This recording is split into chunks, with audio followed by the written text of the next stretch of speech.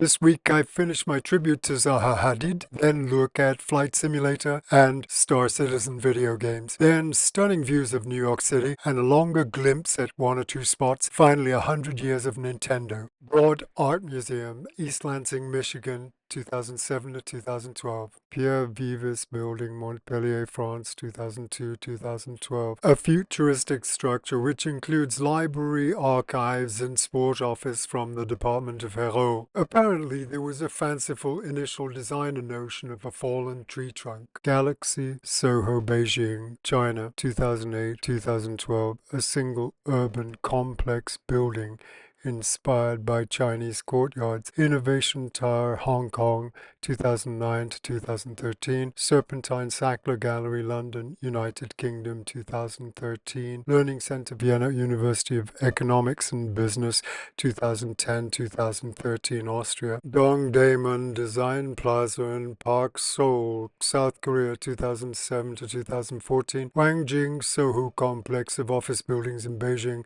2009 to 2014. The Dominion Tower, Moscow, 2008 to 2015.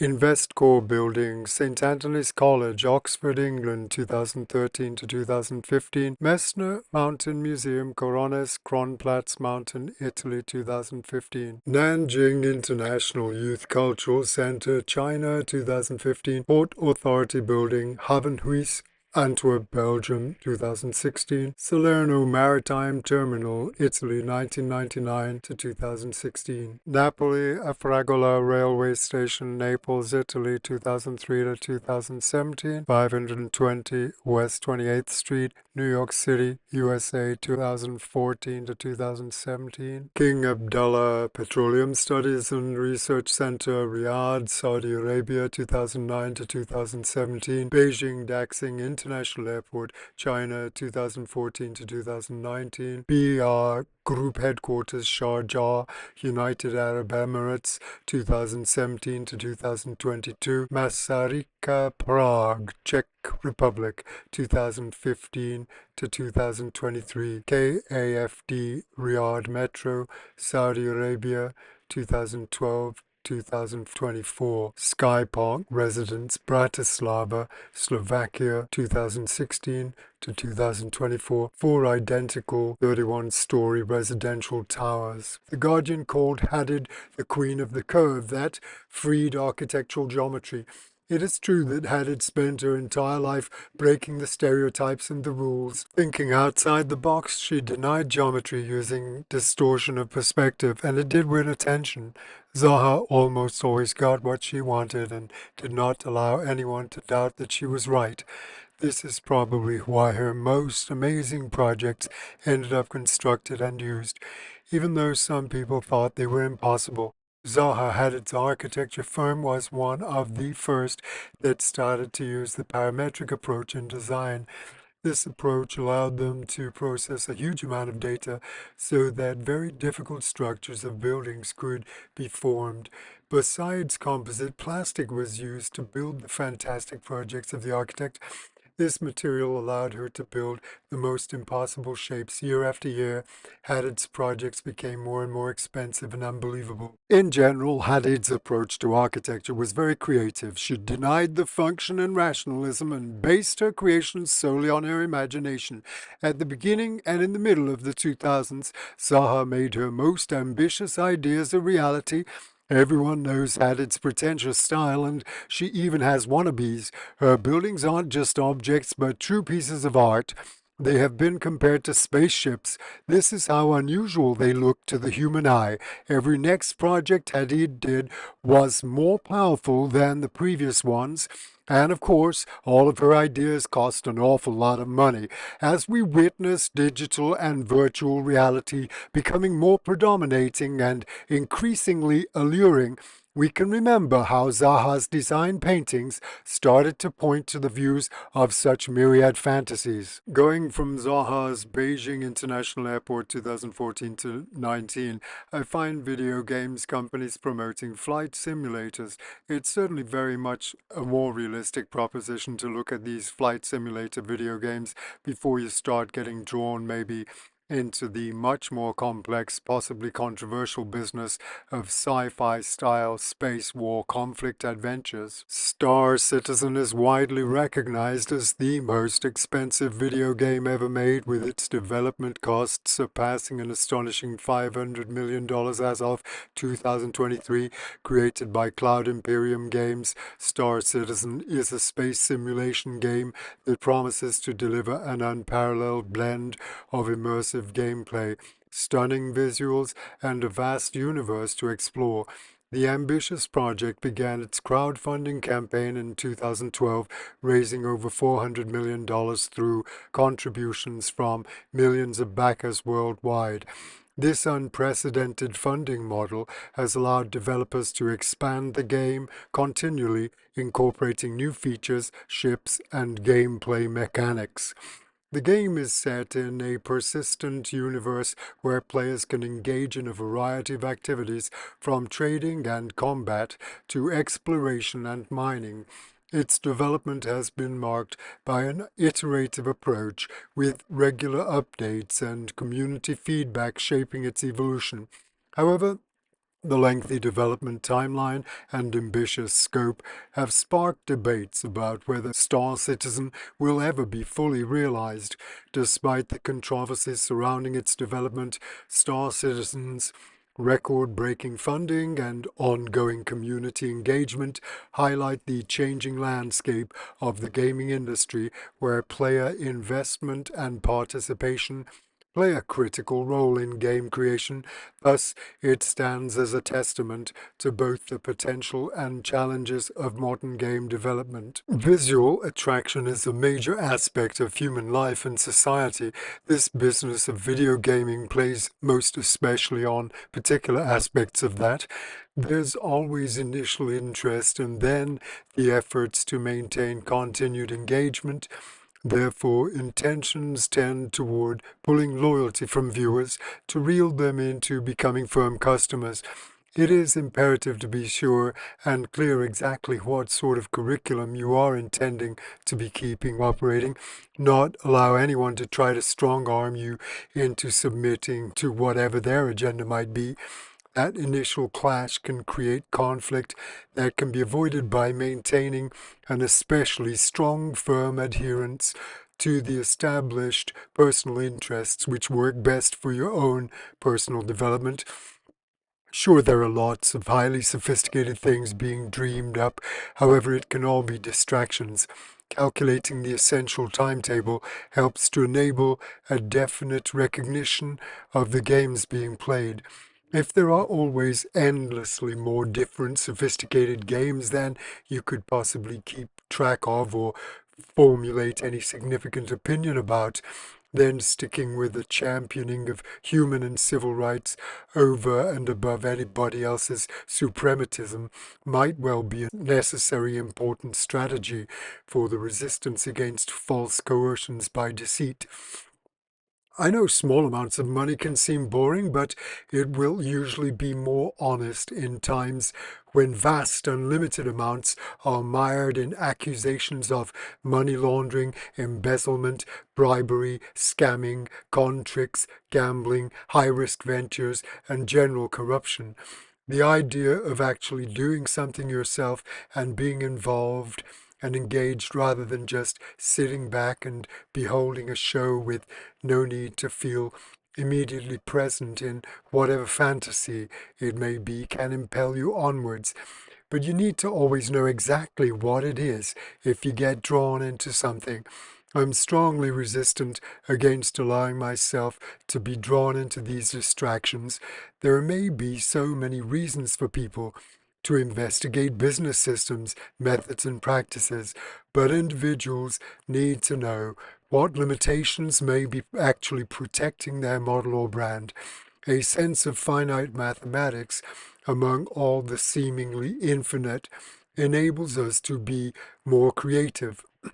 An unlimited perplexity can bring confusion. Satisfaction has its way of acknowledging fulfillment, even if it is temporary or ephemeral.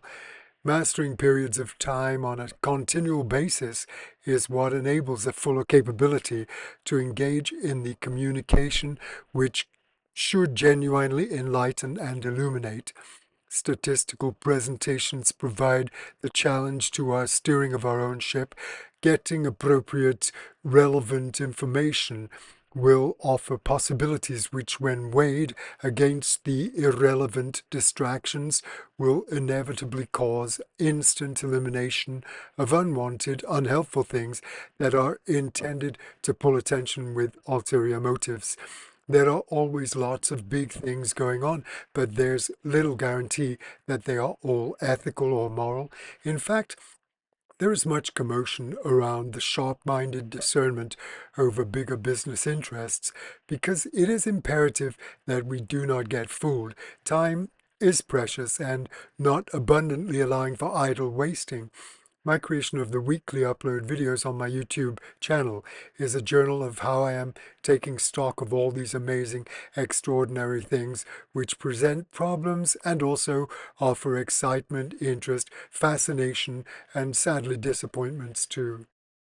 The present times we have to deal with and negotiate have been perplexing and aggravating for quite a long time. For very many people, there are ways that are put out to try to constantly distract everybody away from realizing their own best personal performance capability.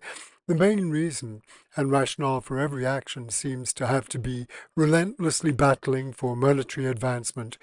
There are barrages of insensitive false reflections that do not convey truthful appreciation of factual descriptions of contemporary living conditions.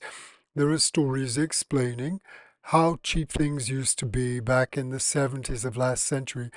Nowadays, things are at least 10 times as expensive. The ruling families who are able to hold sway in all the hierarchy as chief executive officers have unrealistically elevated levels of luxury to relax, and the power of greater wealth can enable expensive security systems. We don't need to be all universally under constant surveillance in order to keep us righteous. The paranoia of greedy pigs can be allowed to get out of proportion. The love of the arts is a thing which requires lots of devotion and commitment to nurture, so it's not a simple guarantee of a free ticket to Easy Street. People really need to be able to find lots of love in their pursuits in order to offset the demanding requirements constantly generated by competitors. Pressure from gas-guzzling engines tend to deliberately force ignorant self-importance. The corporate money that pays to have buildings designed to be constructed doesn't always care about social values. Architecture students might start out with idealistic dreams, but the struggle for improved social justice is clearly not assisted by these high and mighty rich bosses who strive to have absolute control over everything that people may or may not enjoy.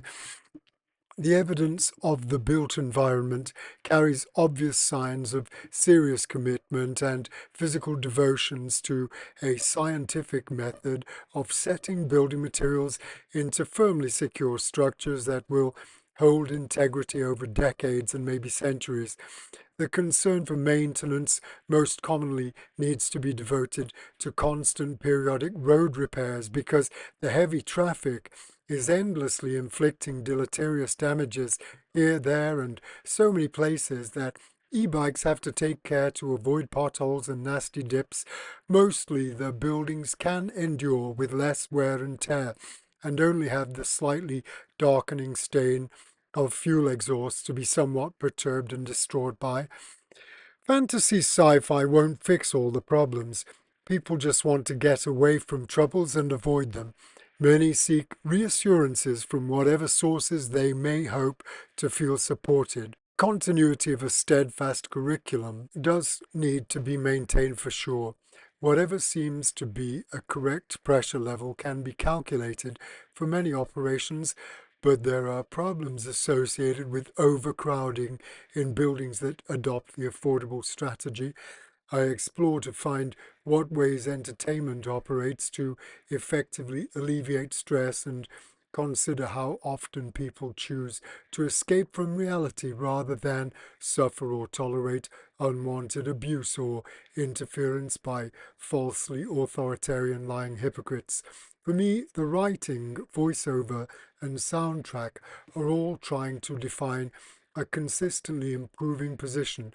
The pictures attempt to suggest possible connections to my narrative story, aiming to illustrate and inspire a feeling of artistic enlightenment to transcend the negative aspects of relatively impoverished environments. I feel sure that the struggle for social justice will carry on, and probably never arrive at a final pronouncement of no longer being necessary. Martin Van Buren was the first president of the United States to actually be born a United States citizen.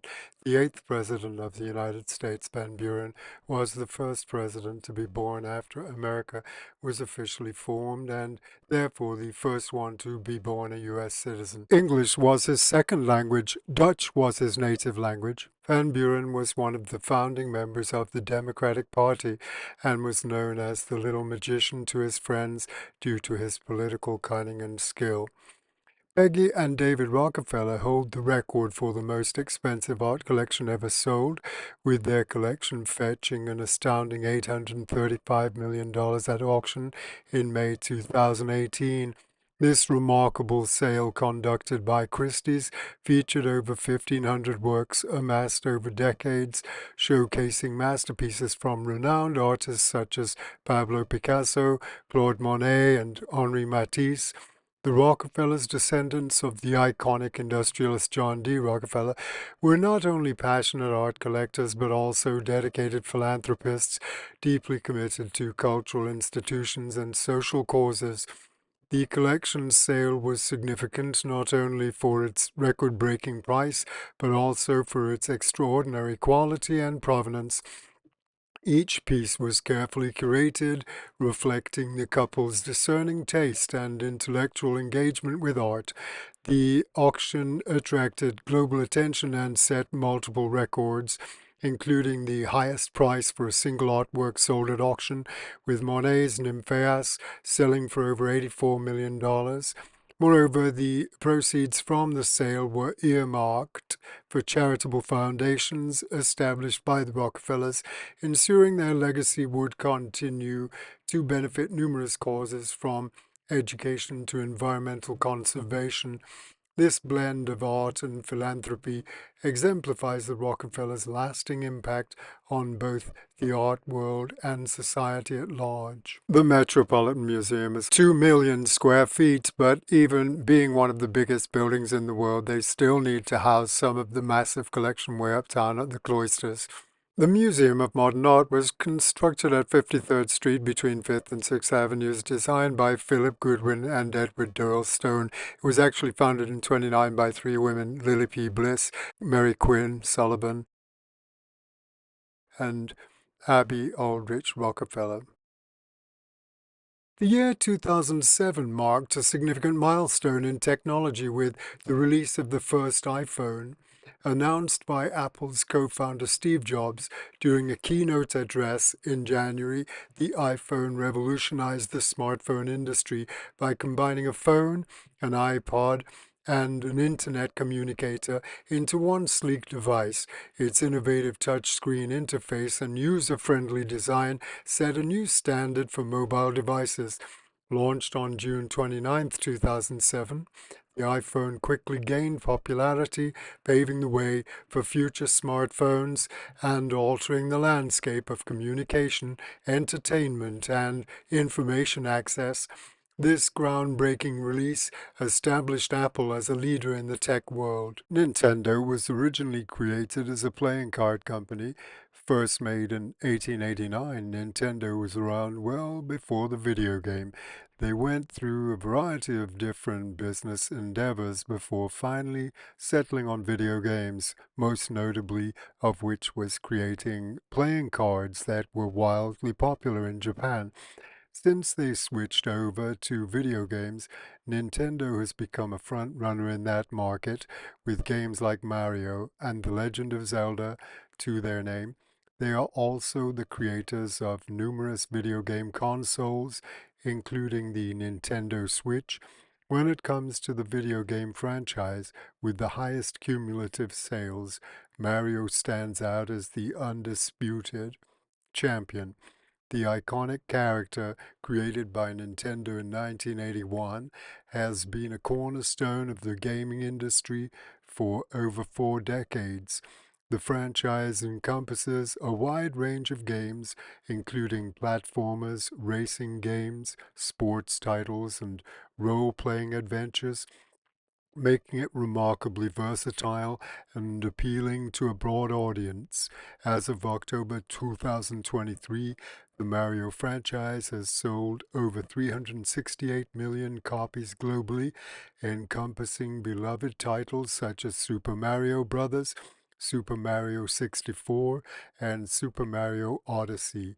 Its enduring popularity can be attributed to its innovative gameplay, charming characters, and family-friendly appeal. Additionally, Mario's influence extends beyond traditional gaming, with spin-offs like Mario Kart and Mario Party contributing significantly to sales figures. Nintendo's strategic marketing and consistent quality have ensured that Mario remains relevant across generations. The franchise not only revolutionized platform gaming, but also set benchmarks for game design and storytelling. As a cultural icon, Mario has transcended gaming, appearing in merchandise, television, and films.